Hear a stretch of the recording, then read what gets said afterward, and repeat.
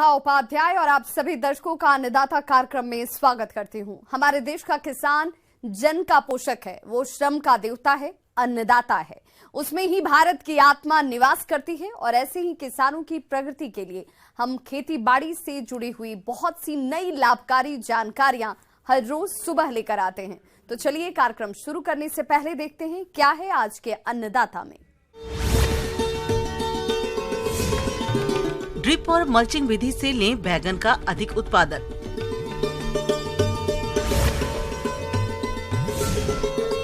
Farm pond बनाएं, पानी की किल्लत से छुटकारा पाएं।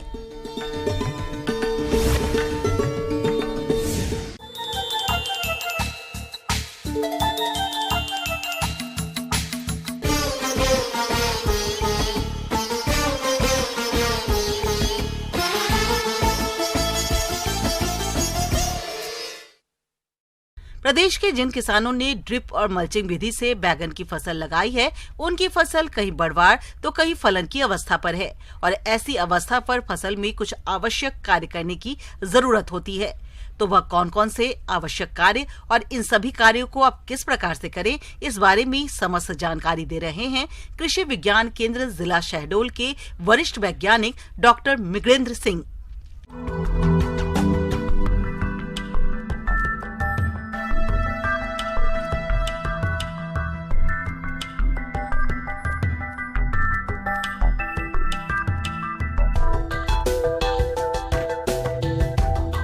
किसान भाई नमस्कार। रबी सीजन में जो आप लोगों ने भुट्टे की खेती की होगी, ब्रिंजल की खेती की होगी, वो अब बढ़िया फलने की स्थिति में होंगी और ख़ास तौर से अगर आप लोगों ने मल्च में और ड्रिप में लगाया है, पौधे आपके काफ़ी बड़े हो गए होंगे, फलन में आ गए होंगे। लेकिन चूँकि ठंड ख़त्म हो रही है तो इसमें थोड़ा सा हमें अपनी कार्यप्रणाली में सुधार करने की आवश्यकता है। देखें, ख़ास तौर से अभी 2-4 दिनों में शीतलहर की संभावना है। जैसा कि अभी इस समय मौसम चल रहा है तो हमें भुट्टे को पाले से भी बचाने की आवश्यकता है। तो जैसा कि आप लोग जानते हैं कि इसकी सिंचाई करें और सल्फर 2% का उसका स्प्रे कर सकते हैं अगर तापमान 5 डिग्री से नीचे जा रहा है और सर्द हवाएं चल रही हैं। किसान भाइयों, बैगन की फसल में खरपतवार नियंत्रण की बात करें तो ड्रिप और मल्चिंग विधि से लगाई गई फसल में खरपतवार बहुत कम उगते हैं और अगर थोड़े बहुत खरपतवार उग भी आते हैं तो उन्हें खुरपी या कुदाल की सहायता से निराई गुड़ाई करके फसल से निकाल देना चाहिए और फसल को खरपतवार मुक्त रखना चाहिए। सबसे पहले तो हमें ये देखना होगा कि जो सिंचाई है उसमें अगर आपकी मिट्टी जिस प्रकार है, अगर भारी मिट्टी है तो 4 से 5 दिन के अंतराल में, और अगर हल्की मिट्टी है तो 3 से 4 दिन के अंतराल में 1 से 1.5 घंटे आप इसमें ड्रिप से बढ़िया सिंचाई कर सकते हैं। चूँकि हाइब्रिड लगाते हैं तो निश्चित रूप से हमें इसका पोषण भी उसी हिसाब से करना पड़ेगा। तो किसान भाई आजकल सलूबल जो आने लगे हैं NPK 19-19-19, तो इसका उपयोग करें और हर 15 दिन में पर एकड़ के हिसाब से 1 लीटर इसका वेंचुरी के माध्यम से दे सकते हैं। जो इसमें सबसे बड़ी समस्या आती है, जैसे टेम्परेचर बढ़ता है ख़ास तौर से फरवरी में, फ्रूट सूट बोरर की समस्या आती है। इसमें आप लोगों ने देखा होगा कि जो भुट्टे के सबसे ऊपर के कोमल वो रहती हैं शाखाएं, वो सूखने लगती हैं। अगर आप उनको ध्यान से देखेंगे तो उसमें एक काला सा छेद होता है और उंगली के एक पोर के नीचे आप देखेंगे तो एक गुलाबी रंग की सुंडी मिलती है। तो एक्चुअली ये एक सफ़ेद रंग की मक्खी होती है और वो आपके पूरे उसको उसमें कीड़े दे देती है। चूँकि ये अंडे नीचे रहते हैं, अंदर रहते हैं, तो बहुत इसमें अपनी इंसेक्टिसाइड का बहुत ज़्यादा प्रभाव नहीं होता है। तो मैं किसान भाइयों से कहना चाहूँगा कि फेरोमोन ट्रैप का उपयोग करें। उससे हमें ये भी पता लग जाता है कि कितनी इंटेंसिटी का इन्फेस्टेशन है इसका।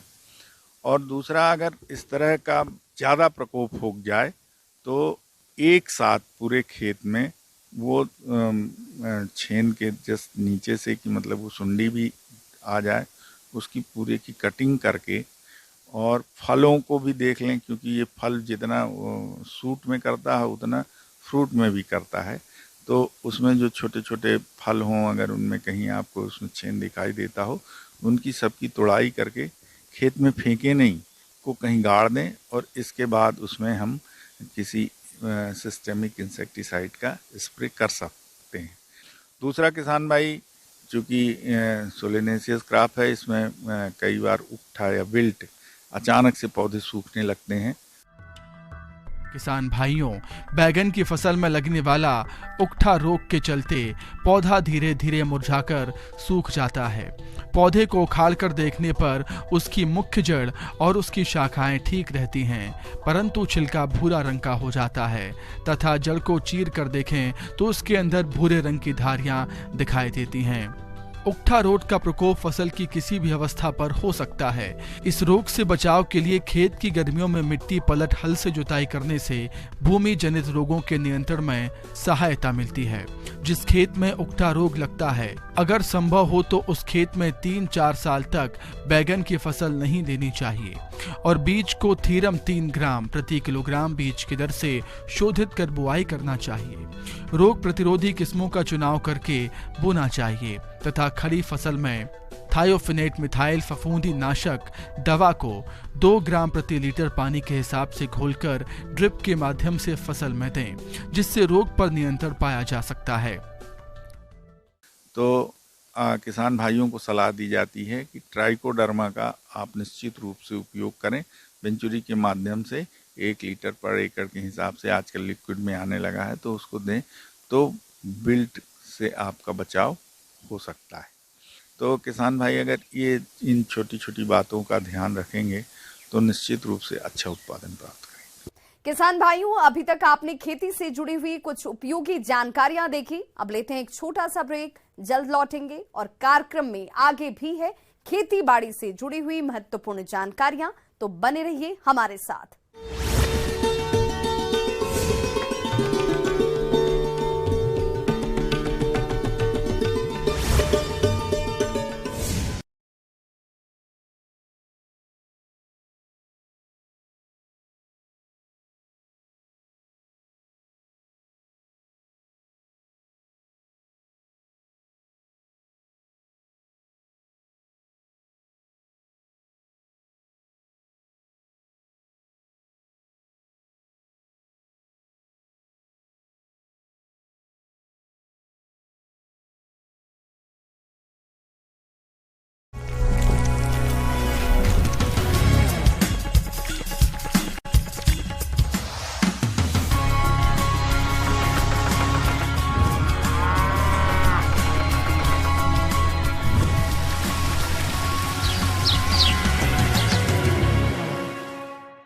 ब्रेक के बाद एक बार सभी दर्शकों का एक बार फिर से अन्नदाता में स्वागत है। चलिए रुक करते हैं। देश में प्रतिदिन जल का संकट लोगों के जनजीवन पर गहराता नजर आ रहा है और यदि बात अपने राज्य की करें तो यहाँ पानी की कमी और भी गंभीर होती जा रही है।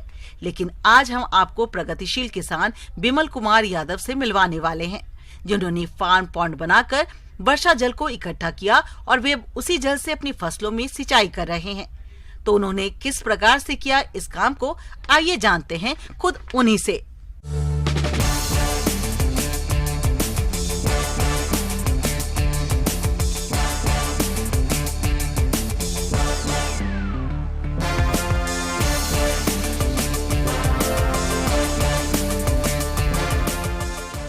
आप देख रहे हैं कि सभी किसान भाइयों को मैं प्रेरित करना चाहूँगा कि आप अपने जो भी खेत है उसमें एक फार्म पॉन्ड के साथ में अपना पानी का एक पॉन्ड भी बनाएं। आप इस पॉन्ड की उपयोगिता बहुत ज़्यादा है किसान के लिए। अपने राज्य में लगातार पानी की विकराल समस्या होती जा रही है, चाहे वो पीने का पानी हो या फिर फसलों में सिंचाई करने की हो। दिन प्रतिदिन किसानों को पानी की इस विकट समस्या से जूझना पड़ता है। ऐसी स्थिति में फसलों में सिंचाई करना तो दूर, बल्कि पीने का पानी लाने के लिए महिलाओं को मीलों चलना पड़ता है। और आए दिन हम सभी पानी बचाने के लिए स्लोगन भी सुनते आ रहे हैं, जल बचाओ, जीवन में खुशहाली लाओ। आओ मिलकर ले जल संरक्षण का संकल्प, पृथ्वी की रक्षा का यही है विकल्प। जल होगा तभी सुरक्षित होगा कल, लेकिन फिर भी हम पानी बचाने के लिए कोई ठोस कदम नहीं उठा पा रहे हैं।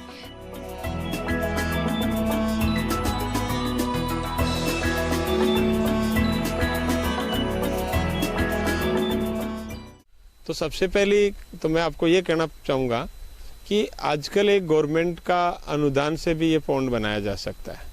उस गवर्नमेंट के अनुदान में मिनिमम जो है 20 बाई 20 मीटर का एक खड्डा आपको खोदना पड़ेगा और उस पर बाकायदा एक फेसिंग करके चारों तरफ और एक प्लास्टिक की थैली, उसमें प्लास्टिक का और तिरपाल लगा करके उस पानी को सेव किया जा सकता है। लेकिन इससे इतना बड़ा बेनिफिट है कि उसकी जो पानी की समस्या है पूरे साल भर के लिए उसके सब्जी की, उसके पेड़ों को और उसके जानवरों को पानी दिया जा सकता है। उसको उस पर निर्भर नहीं रहना पड़ेगा कि उस पर ट्यूबवेल पे या सरकार की किसी पानी की बिजली पे इस पे निर्भर नहीं रहना पड़ेगा।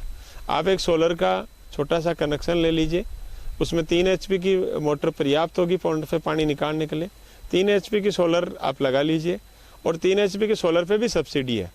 तो सोलर सेट के साथ में आप ये पॉन्ड बनाएंगे तो आपका साल भर का पानी का इंतजाम होता रहेगा। यदि किसान भाइयों आपके पास भी पानी की कमी है तो आप फार्म पॉन्ड बनाएं और इस फार्म पॉन्ड में वर्षा जल एकत्रित करें, जिससे आप पानी की समस्या से छुटकारा पा सकें, क्योंकि फार्म पॉन्ड आज के समय की जरूरत बन गया है।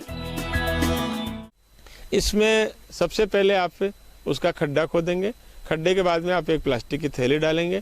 चारों तरफ आपको एक बाउंड्री करनी पड़ेगी तार की, ताकि कोई जानवर या बच्चे उसमें सेफ्टी से बचे रहें, उसके अंदर नहीं जाएं और उस पर बाहर आपको एक गेट लगा के लॉक करना होगा।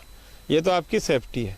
इसके अलावा आपको करना होगा कि आपके घर की जो छत है उससे पाइप लगा करके उस पॉन्ड में आप कनेक्शन करेंगे, ताकि जितनी भी बरसात आए, कोई भी पानी आए तो इसमें अपने आप चला जाए और इकट्ठा होता रहे। बरसात के दिनों में मैं समझता हूँ अगर किसी किसान का मिनिमम 200 वर्ग गज की छत भी है तो उस पानी से ये पॉन्ड पूरा भर जाता है 20 बाई 20 का। ये उसके लिए साल भर पर्याप्त है। और अगर वो खेती करना चाहे तो उसको बड़ा भी रूप दे सकता है, ज़्यादा बड़ा बना सकता है।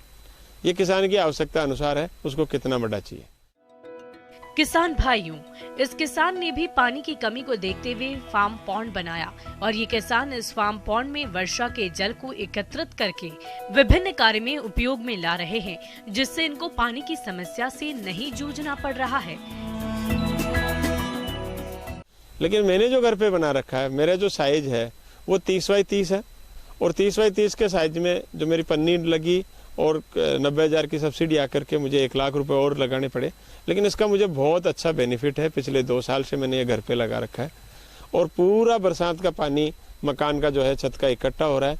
उस पानी को इकट्ठा करके और हम पूरे पेड़ों में, हम हमारे घर पे जो जानवर हैं उनको पिलाने में, हमारी छोटी छोटी जो सब्जियां जो 1-2 बीघा जो कर लेते हैं उसमें, और कई बार हम गेहूँ और जो भी हमारी ड्रिप इरीगेशन से 3-3, 4-4 बीघा इस पानी से हम कर रहे हैं पिछले 1 साल से। हमें बहुत अच्छा इसका रिजल्ट है। किसान भाइयों, इसमें एक और बेनिफिट है। अगर आप बात करेंगे जिनके कुएं में ज़्यादा गहराई हो गई, वहाँ पानी की फ्लोराइड की मात्रा बढ़ रही है, वो आपको जानवरों को भी नुकसान कर रही है, आपकी फसलों और ज़मीन को भी नुकसान कर रहे हैं। ज़मीन का pH इससे लगातार बढ़ता जा रहा है, वो आपके खेत को क्षारीय बना रहा है और धीरे धीरे आपकी ज़मीन की उपजाऊ क्षमता कम होती जा रही है, आपका बीज का जर्मिनेशन भी कम आता जा रहा है। अगर आप पॉन्ड का पानी देंगे, ये मैंने प्रयोग किया है कि पॉन्ड का पानी देंगे, वो बरसात का शुद्ध पानी होता है जो छत से आपको गिर करके इसमें इकट्ठा होता है, और उस शुद्ध पानी को अगर आप पेड़ों में, जमीन में, जानवरों के लिए काम में लेंगे, आपका जो जर्मिनेशन है बीज का वो लगभग 100% आएगा इसमें, और आपकी ज़मीन की जो क्षारीय क्षमता है वो बिल्कुल नहीं बढ़ेगी, उसका pH लेवल नॉर्मल रहेगा। जब बरसात का पानी आप इकट्ठा करोगे, जब भी आपको पानी की ज़रूरत हो, आपको 3 HP का सोलर, जैसा मैंने आपको बताया कि 3 HP का सोलर की मोटर लगाएंगे। 3 HP की सोलर पे भी सब्सिडी है सरकार की, और उस मोटर से आपकी बहुत अच्छा प्रेशर बनेगा। आप ड्रिप इरिगेशन से अपनी फसलों में सिंचाई कर सकते हैं। ड्रिप इरिगेशन में अगर इसको काम लेंगे तो आपकी ड्रिप की उम्र भी लगभग दुगनी होगी, क्योंकि इसमें फ्लोराइड नहीं है, ये पानी अच्छा है। तो जो आप इसमें ड्रिप में पानी लेंगे तो आपकी जो पाइपें हैं उनकी जो छेद है वो बंद नहीं होंगे और वो लगातार लंबे समय तक चलते रहेंगे। और पानी का महत्व सबको समझना होगा।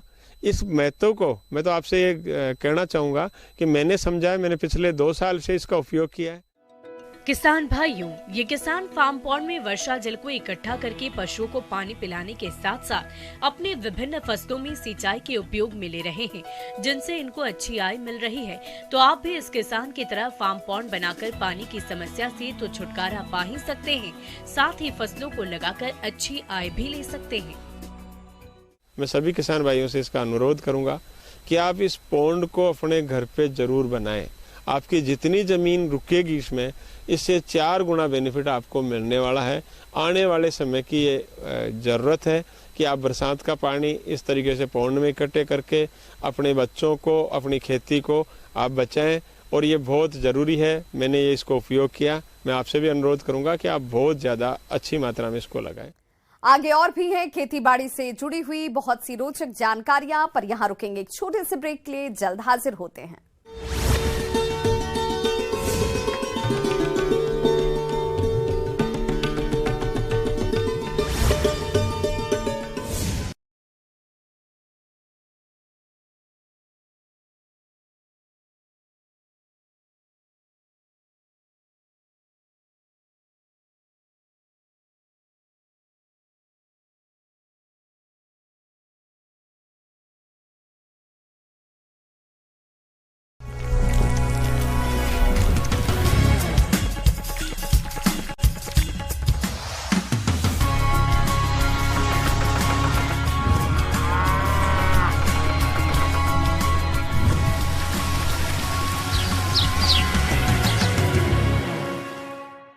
ब्रेक के बाद एक बार फिर से आप सभी दर्शकों का अन्नदाता कार्यक्रम में स्वागत है। बढ़ते हैं अपनी अगली प्रस्तुति की ओर।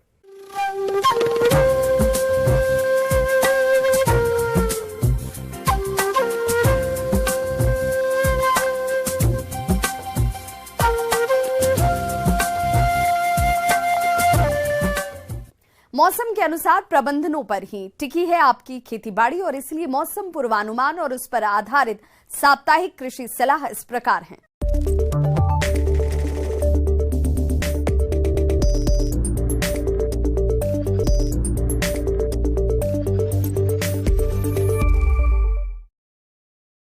इंदिरा गांधी कृषि विश्वविद्यालय रायपुर एवं संचालनालय कृषि छत्तीसगढ़ रायपुर द्वारा भेजे गए मौसम पूर्वानुमान रिपोर्ट के आधार पर छत्तीसगढ़ के किसानों को सलाह दी जाती है कि इन क्षेत्रों में अधिकांश स्थानों पर हल्के बादल छाए रहने की संभावना है। इस दौरान हवा में 78 से 88% नमी होने की संभावना है। मैदानी क्षेत्रों में अधिकतम तापमान लगभग 27 डिग्री सेल्सियस से 31 डिग्री सेल्सियस एवं न्यूनतम तापमान 15 डिग्री सेल्सियस से 18 डिग्री सेल्सियस के बीच दर्ज किए जाने की संभावना है। आने वाले दिनों में हवा पूर्व, उत्तर पूर्व एवं दक्षिण दिशाओं से चलने की संभावना है और इसकी गति लगभग 2 से 4 किलोमीटर प्रति घंटा की रफ्तार से रहेगी। ऐसे में इन क्षेत्रों के किसान भाइयों को सलाह दी जाती है कि गेहूं की फसल में दूसरी सिंचाई दौजिया कल्ले निकलने की अवस्था, जो कि बुआई के लगभग 40 से 50 दिन के बाद आती है, इस अवस्था पर करना चाहिए। दूसरी सिंचाई के समय नाइट्रोजन की तीसरी मात्रा का टॉप ड्रेसिंग करना चाहिए। गेहूं की फसल में पत्ती में भूरे रंग के धब्बे दिखाई देने पर ताम्रयुक्त फफूंदनाशक दवा 3 ग्राम प्रति लीटर पानी के हिसाब से घोल बनाकर छिड़काव करें। चने की फसल में वाई या टी आकार की खूंटियां गाड़ दें। प्रति एकड़ करीब 40 से 50 खूंटियां गाड़ें, जिस पर पक्षियों के बैठने का स्थान बन जाएगा, जो इल्लियों को चुन चुन कर समाप्त कर देंगी। चना की फसल में वयस्क कीटों की निगरानी के लिए फेरोमोन ट्रैप 2 नग प्रति एकड़ की दर से लगाएं। फेरोमोन ट्रैप में वयस्क कीटों की उपस्थिति के आधार पर NPB नामक जैविक कीटनाशक 250 LE प्रति हेक्टेयर की दर से 500 लीटर पानी में घोलकर छिड़काव करें। सरसों की फसल में माहू, जिसे एफिड भी कहते हैं, कीट के शिशु और वयस्क दोनों ही हानिकारक अवस्थाएं हैं। इस कीट के अधिक प्रकोप होने पर नियंत्रण के लिए इमिडाक्लोप्रिड 17.8 SL दवा की 250 मिलीलीटर मात्रा प्रति हेक्टेयर की दर से घोल बनाकर 10 से 15 दिन के अंतराल पर जरूरत के हिसाब से 2 से 3 बार छिड़काव करें। सरसों की फसल में निचली पत्तियों पर रोग के लक्षण दिखाई देने पर मेटालेक्सिल 1 ग्राम प्रति लीटर पानी की दर से घोलकर छिड़काव करें। रोग की तीव्रता के अनुसार 10 से 12 दिन के अंतराल पर एक और छिड़काव किया जा सकता है। दिसंबर माह में बुआई की गई मक्का की फसल 25 से 30 दिन की अवस्था होने पर निराई गुड़ाई कर मिट्टी चढ़ाने का कार्य करें। इसके पश्चात नाइट्रोजन उर्वरक की दूसरी मात्रा का छिड़काव करें। किसान भाइयों को सलाह दी जाती है कि साग सब्जी वाली फसलों में माहू के प्रकोप की संभावना है। इसके लिए सतत निगरानी रखें और प्रारंभिक प्रकोप दिखाई देने पर नीम आधारित कीटनाशकों का छिड़काव करें। सब्जी फसलों में पत्ती खाने वाली इल्ली का प्रकोप दिखाई देने पर स्पाइनोसिड 150 मिलीलीटर प्रति हेक्टेयर की दर से छिड़काव करें। केला और पपीता के पौध में सप्ताह में एक बार पानी अवश्य दें और फूल आने की स्थिति में केला पौध में सहारा देवें। गाभिन गायों को गर्भावस्था के अंतिम 3 महीनों में 10 से 15 किलोग्राम हरा चारा, 30 से 50 ग्राम खनिज मिश्रण एवं 30 ग्राम साधारण नमक खिलाएं। अधिक उत्पादन के लिए पशुओं को हरा चारा 25 से 30 किलोग्राम प्रतिदिन खिलाएं। हरे चारे एवं सूखे चारे का अनुपात 3:1 रखें। दुधारू पशुओं में पेट में गैस हो गया हो तो टिम्पोल या ब्लेटासिल दवा 100 मिलीलीटर गुनगुने पानी के साथ पिलाएं। तापमान में होने वाली गिरावट से होने वाले प्रभाव से बचाव के लिए रात के समय मवेशियों को छत वाले बाड़े में रखें। नवजात बछड़ों, मेमनों आदि को ठंड से बचाने के लिए फर्श पर पैरा का गहरा बिछावन बिछाएं।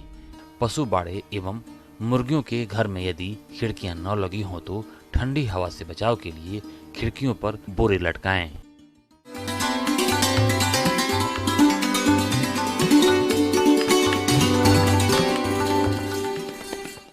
अन्नदाता हेल्पलाइन निःशुल्क फोन संपर्क सेवा के माध्यम से आपके द्वारा पूछे गए प्रश्नों में से 1 या 2 महत्वपूर्ण प्रश्न को हम अपने कार्यक्रम में शामिल करते हैं और इसी के तहत आज किसान का सवाल और उनका जवाब इस प्रकार से है। अन्नदाता निःशुल्क फोन संपर्क सेवा के माध्यम से पूछे गए प्रश्नों में से आज हमने जिस प्रश्न को कार्यक्रम में शामिल किया है उसे पूछा है ग्राम लखेर, जिला इटारसी के कृषक अतुल श्रीवास्तव ने। ये गाय की दुधारू नस्लों के पालन के बारे में जानकारी चाहते हैं। तो अतुल श्रीवास्तव जी, आपकी जानकारी के लिए प्रस्तुत है कार्यक्रम का ये अंश।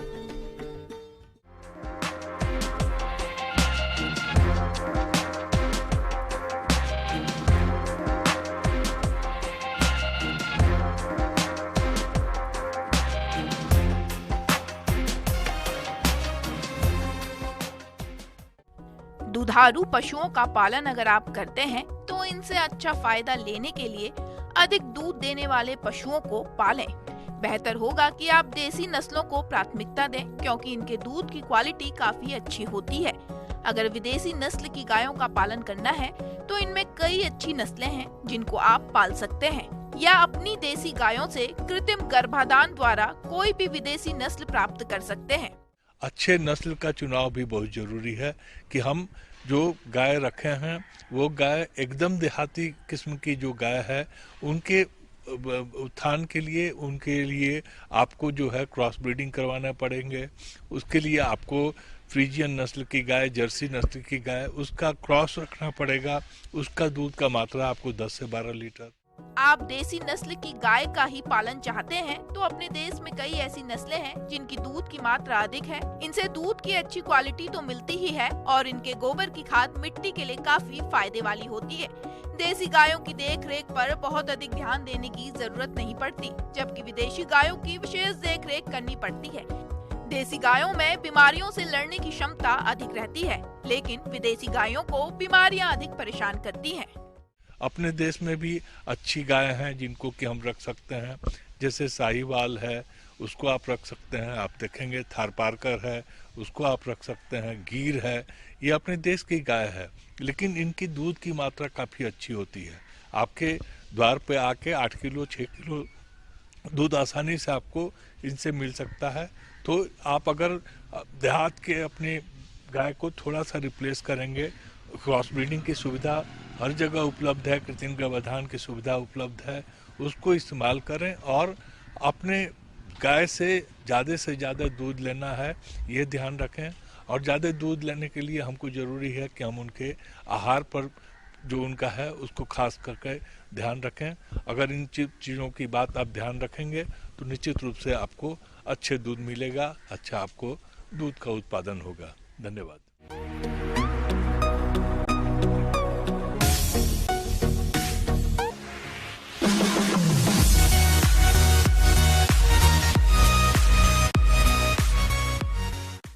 आइए अब एक नजर डालते हैं राज्य के कुछ चुनी हुई मंडियों के प्रमुख फसलों के बाजार भाव पर।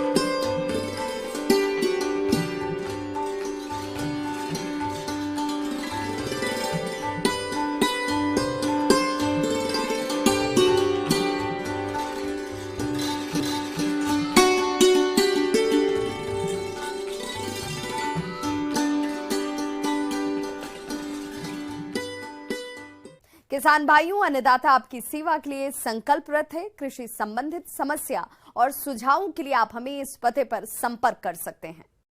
प्रोड्यूसर अन्नदाता, news 18 Madhya Pradesh Chhattisgarh, Ramoji film city, Hyderabad 501512। साथ ही आप हमें ईमेल भी कर सकते हैं। हमारा ईमेल एड्रेस है p18annadatamp@nw18.com। इसके अतिरिक्त आप हमें निःशुल्क हेल्पलाइन नंबर 180088922163 पर सोमवार से शनिवार सुबह 10 बजे से शाम 4 बजे के बीच संपर्क भी कर सकते हैं। किसान भाइयों, अब समय हो रहा है आपसे विदा लेने का, तो हमारी अन्नदाता टीम को दीजिए इजाजत। कल फिर से होगी आपसे मुलाकात कृषि संबंधित कुछ और महत्वपूर्ण जानकारियों के साथ। नमस्कार।